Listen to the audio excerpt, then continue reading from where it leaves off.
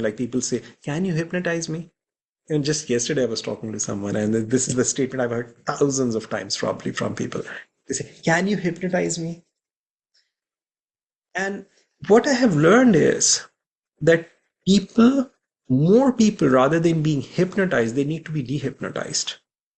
They need to be dehypnotized from that contamination that they have received, from the limitations that they have adopted, from the wrong thinking patterns that they have learned. And that was my initial observation with people. Okay. So what I have found is that those trances that people live in, these are often false beliefs, which are actually whispers of shaitan. Okay. जिसे हम उर्दू में वसवसे कहते हैं. And as a result of this, people live, delusional lives.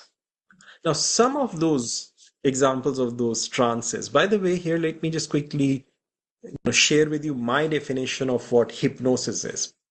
Anything that you and I have accepted without questioning is hypnotic in nature. Communication is hypnotic in nature.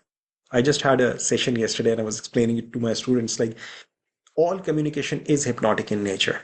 Most people think hypnosis is something when like you put someone in a trance, and even if you search definitions for hypnosis, you will find that kind of things like somebody is highly suggestible in it's basically anything that you and I have accepted without questioning is hypnosis. So all of those programs that are operating in you and me that we have adopted, we have learned because somebody who gave us the thumbs up, told us, and our survival depended on getting those thumbs ups. Okay, all of those trances are living in us. Those are the programs that we have